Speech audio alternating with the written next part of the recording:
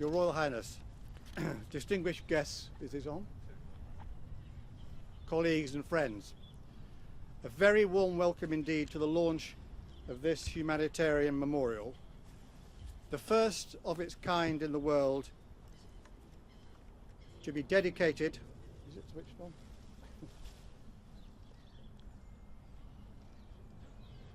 The first of its kind,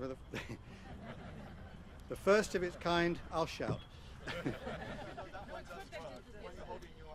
This one works? Very good. Okay. The first of its kind in the world to be dedicated to the remembrance of humanitarian workers killed in service, whatever their nationality, and we are acutely aware that it's an exchange of visitors from the diverse communities which surround us. The memorial is now part of the collection of the Gunnersbury Museum, an outreach programme to share the message of the memorial as widely as possible. We also hope it will be the site of an annual event of remembrance to replace those which have taken place at Westminster Abbey. We are very grateful to the Gunnersbury Park Museum and Development Trust for the infusion. They bring humanity where there is inhumanity and selflessness into a world too often defined by selfishness. For many, and many here, this is not a job. It is a vocation, a mission with meaning and profound significance. And for too many, it is also the ultimate sacrifice. Michael Landy has given us a memorial where we can celebrate those lives, those achievements and those legacies of the best of us. A place to remember, to reflect, and to recommit. But remembrance is not enough. Have lost colleagues in recent months. These courageous people, they're often the thin line between starvation and survival. Thank you very much, Saida, and your words, your moving words remind us once again that it's so often our local colleagues who pay the ultimate price. Ladies and gentlemen, it's now a huge privilege and pleasure to welcome to the microphone His Royal Highness the Prince of Wales. Sir, we are hugely grateful for your presence today, and we look forward to your words.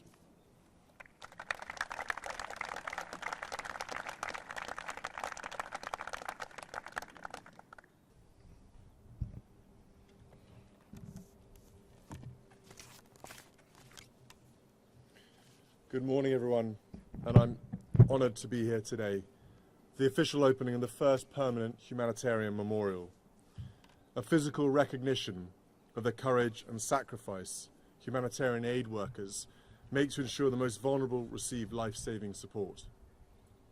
Thank you, Sir John, for all the work that you and your committee have done to ensure that Elaine's vision became a reality. And thank you, Tom, for your powerful words and the work your office does to help people across the world. They save lives day in, day out. And like those we remember today, we owe them a debt of gratitude. But thank you most of all to Saida for sharing such a striking reflection about why this memorial is so needed, particularly now. The powerful but tragic story of Abdallah in West Darfur is a reminder of why it is so vital that we honour the lives of humanitarian workers lost in service. Around the world, far too many people continue to face unimaginable pain, suffering and loss, whether through natural disasters or man-made conflict and famine.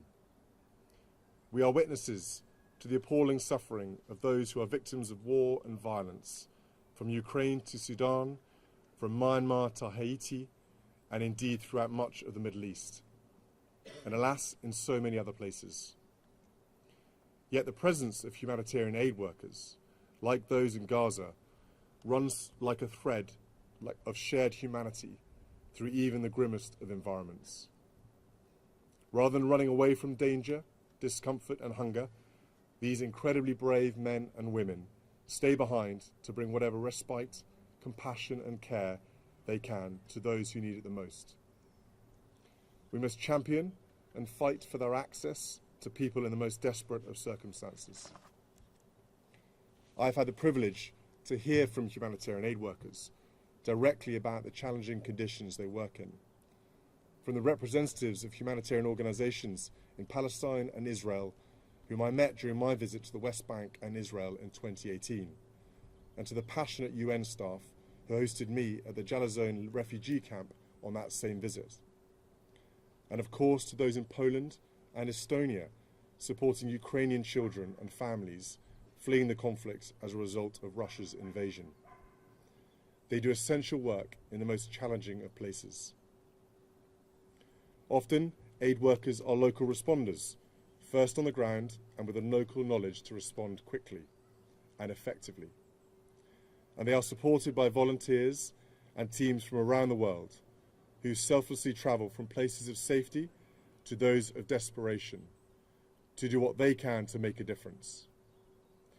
Together, these aid workers encapsulate the best of international humanitarian principles: humanity, independence, neutrality, and impartiality. They are selfless individuals of every nationality who put themselves in harm's way to help others. Yet too often, hundreds of humanitarian aid workers around the world are killed while on duty. Last year, the number was 385. This year, it has already reached almost 300. I know that many of their bereaved families are here today, representing too many others. Every single one of those deaths is a tragedy, a cruel affront to the international humanitarian principles which must remain sacrosanct. One thing that unites all of us is support and protection for those that seek to help others in the most dire of situations. The brave humanitarians that seek to feed and heal innocent people deserve our respect and deserve their safety. Humanitarian aid workers bring solace in the darkest of times. We must do more to recognise their service and more to protect them. In their memory, it is fitting that we now have Michael Landy's moving memorial here in Gunnersbury Park to remember the world's humanitarian workers and celebrate their extraordinary dedication, courage and sacrifice. It therefore gives me great pleasure to formally open this first Global Humanitarian Memorial. I hope that it can be a place both for quiet contemplation and for education, so that children now and in the future can learn about humanitarianism and the remarkably brave men and women who endanger their lives every day to help others in their hour of greatest need. Thank you.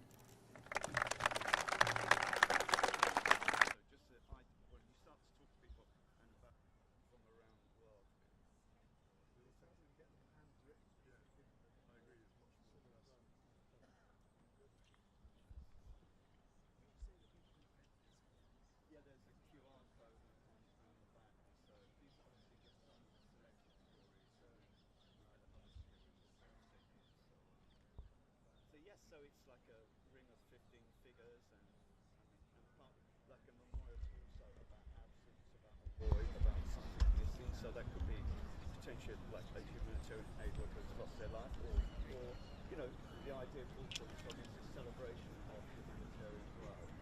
I made an artwork about cousin sending there every day. Superhuman sacrifice. We see on the tube someone.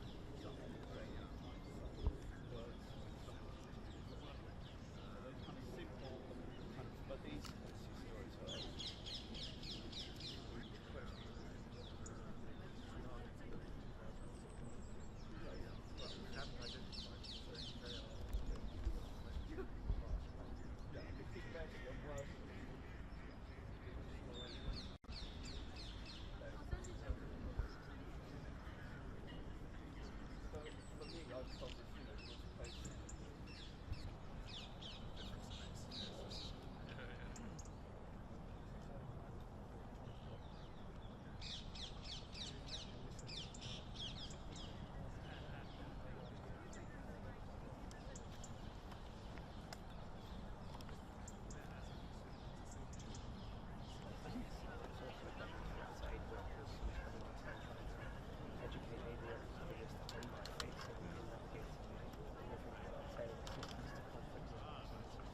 tragically we had a colleague who was severely injured and returned and killed in Gaza this year in an airstrike.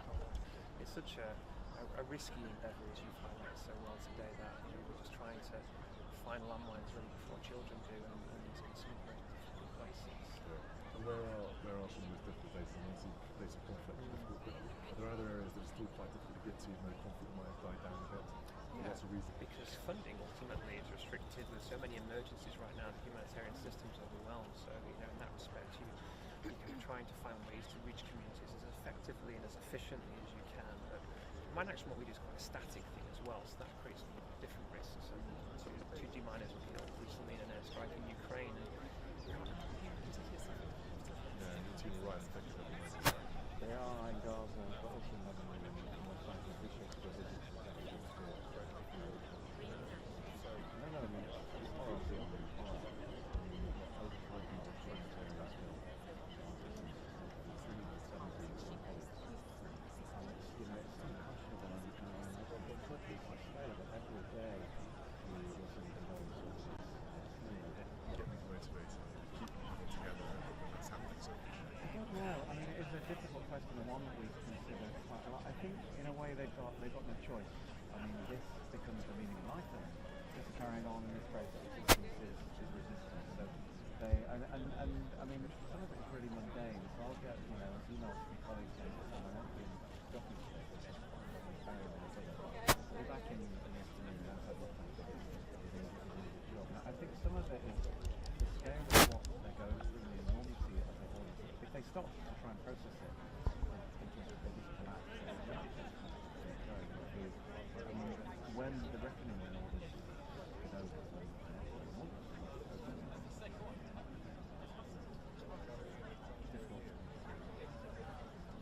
For me, quite nice. A number of different contacts and has a really particular personal story. I think she's able to share with you.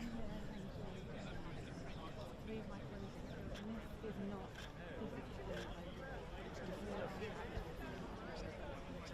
Who was working for the Red Cross. Do you want to explain your story? So yes, my friend Khalil Dave, who was working for the Red Cross in Qatar and Pakistan, and he was abducted in January 2012.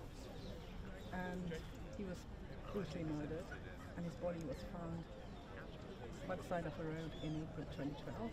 And he was working for the Red Cross, and I gave them full credit for trying to negotiate his release. Because they said he's in Pakistan, then we would hear that he's in Afghanistan, even in places like Doha and Dubai. So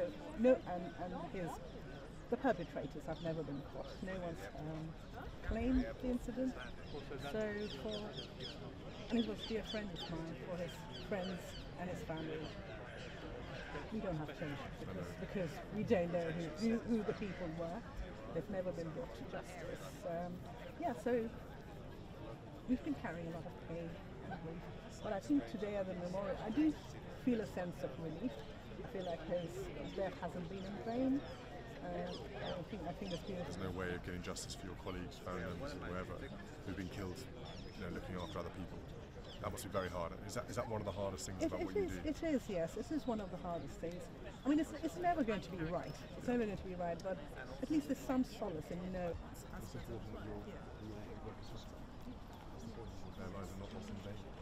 Do you have a basic human feeling and principle? Another member of the committee, who was its former chair. Got you, good. Forgotten conflict, there's so much else. And I've put a little truck into Darfur to support the RSF, which is one of the two combatants in Sudan.